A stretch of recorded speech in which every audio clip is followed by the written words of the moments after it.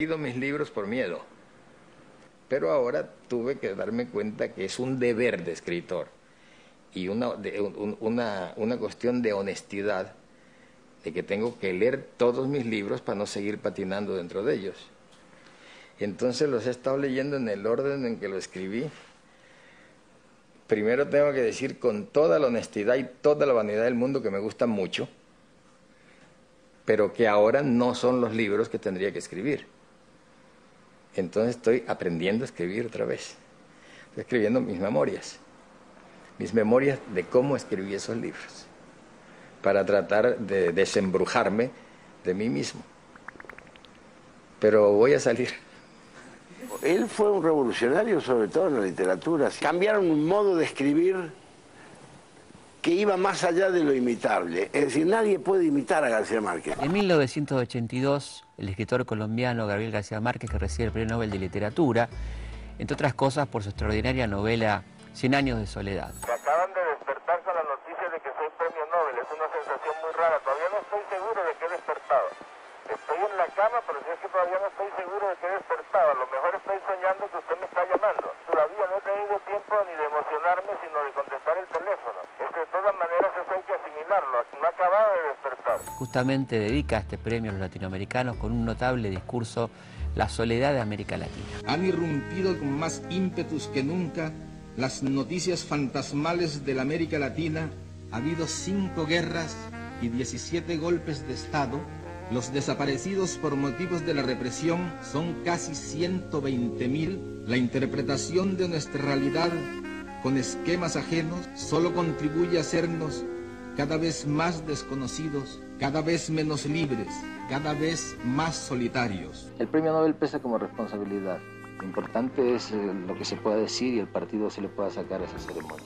Frente a la opresión, el saqueo y el abandono, nuestra respuesta es la vida. Una nueva y arrasadora utopía de la vida, donde nadie pueda decidir por otros hasta la forma de morir, donde de veras sea cierto el amor y sea posible la felicidad, y donde las estirpes condenadas a 100 años de soledad tengan por fin y para siempre una segunda oportunidad sobre la tierra.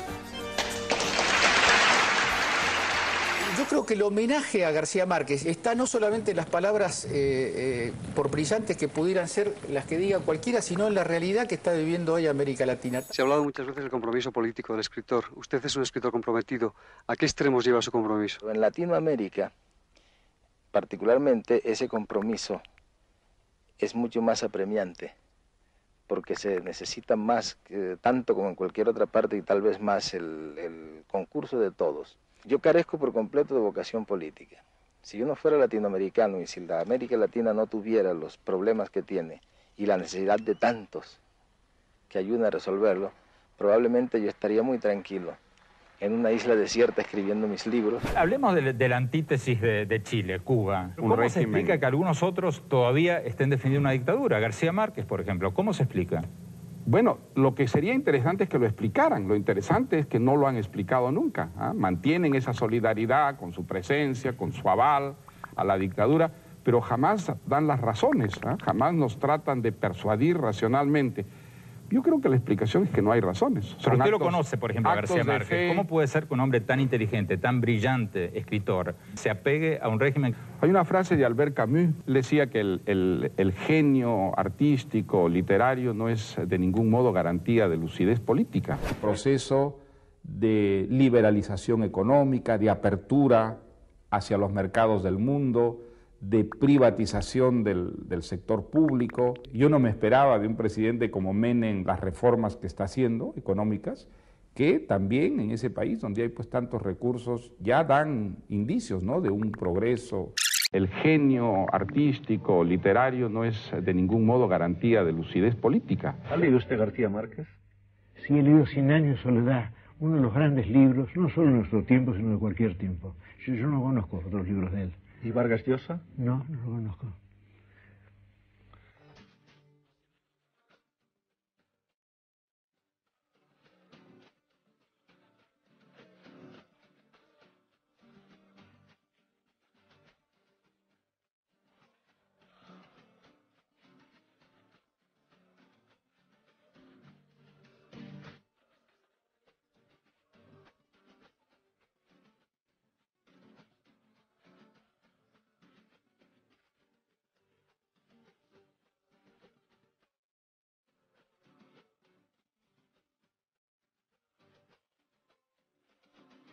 La escritura de ficción es un acto hipnótico.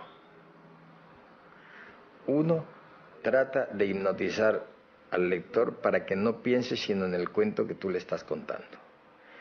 Y eso requiere una enorme cantidad de clavos y tornillos y bisagras para que no despierte. Eso es lo que llamamos la carpintería, es decir, es la técnica de escribir. Al senador Onésimo Sánchez le faltaban 6 meses y 11 días para morir cuando encontró a la mujer de su vida. Este fragmento lo recuerdo siempre, porque en 3 palabras él te sitúa en lo que es ese senador Onésimo Sánchez.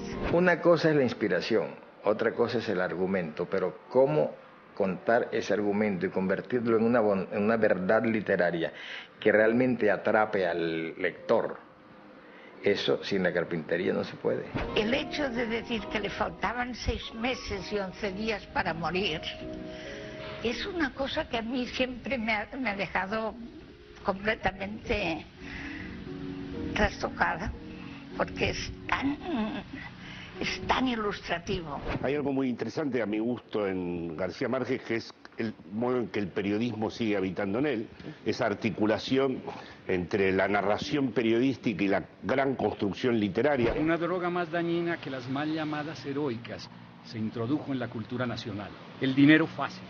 Prosperó la idea de que la ley es el mayor obstáculo para la felicidad, que de nada sirve aprender a leer y escribir, que se vive mejor y más seguro como delincuente que como gente de bien.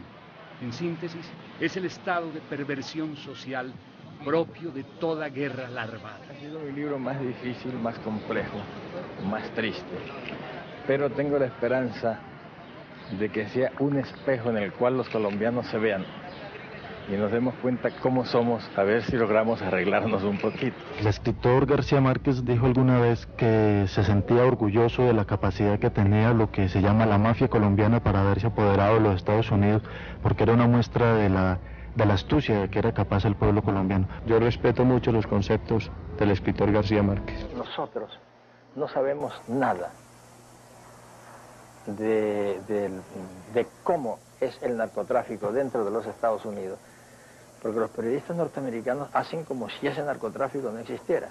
Y si en los Estados Unidos se abastece 30 millones de drogadictos diariamente, sin ningún incidente, sin ningún problema, como si fuera a repartir la leche, el pan, el periódico, eso quiere decir que hay unas mafias mucho más poderosas que las de Colombia y una corrupción de las autoridades mucho más importante que la de Colombia. Lo único que resuelve esto es la legalización, la despenalización de la droga. Y es muy difícil que eso se logre porque los intereses que están comprometidos en el inmenso negocio de la droga son tan grandes y tan altos que muy difícilmente se va a llegar al acuerdo global. Fue un precursor en muchos sentidos.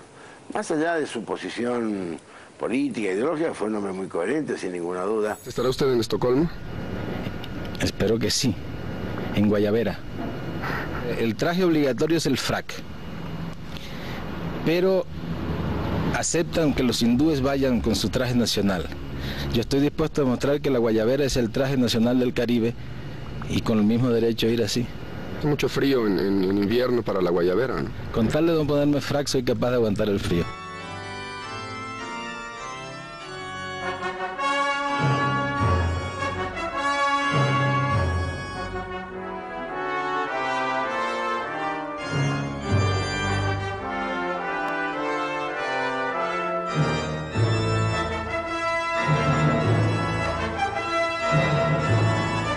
Él era un pisciano supersticioso. Sería lo que diríamos en Argentina, muy cabulero. Vivió en muchos lugares y nunca pasó una sola vez por Buenos Aires. Y nunca más quiso volver. Esa historia es maravillosa, aparte lo pinta de cuerpo entero a cómo era Gabriel García Márquez. Llegaba a fin de mes con lo justo y estaba escribiendo una novela que le rechazaban todos. ¿Qué novela era? 100 años de soledad. Ah, bueno. Esto no va a andar. ¿Y sabes dónde le dijeron que sí? En Buenos Aires. Pero él no tenía plata ni para viajar a Buenos Aires. Entonces pidió plata a los amigos, sacó un crédito y lograron venir a Buenos Aires. Fue un éxito impresionante. Eso es 1967. 100 años de soledad, 30 millones de libros vendidos en el mundo. pagó todas las deudas y él era muy supersticioso. Y dijo, el lugar donde nace un gran éxito no hay que volver, porque es el lugar donde pueden hacer un gran fracaso también. Y nunca más volvió a Buenos Aires. Linda historia. Ni siquiera hacía escala cuando tenía que hacer un vuelo. Nunca más pisó Buenos Aires. Yo creo que 100 años de soledad es una gran crónica política de la historia de Colombia y que él no estaba distrayendo al lector con elementos imaginativos. Solo ese era el modo en que lo real de Colombia podía finalmente emerger. Yo desde hacía tiempo tenía la idea de que debía escribir una novela en la cual sucediera todo. Y sabía que en ese suceder todo tenía que estar toda esa memoria de las catacas, las fantasías, las supersticiones, las angustias. Originalmente iba a ocurrir todo dentro de la casa. Y por eso pensé que se iba a llamar La Casa. Porque todo debía ocurrir dentro de la casa, pero rápidamente me di cuenta que eso no era posible. Pero sí no sale de Macondo. Creo que toda mi vida y toda mi obra se me ha ido tratando de explicarme, de contestarme a mí mismo esta pregunta. ¿Qué es la soledad? En algún momento yo lo vislumbré como el contrario de la solidaridad. Sin embargo, creo que es bastante más profundo y más complejo. Lo que pasa es que si yo llego a descifrarlo, probablemente no vuelva a escribir, porque precisamente yo escribo es para tratar de saber qué es la soledad. Por consiguiente, prefiero no saberlo y seguir escribiendo.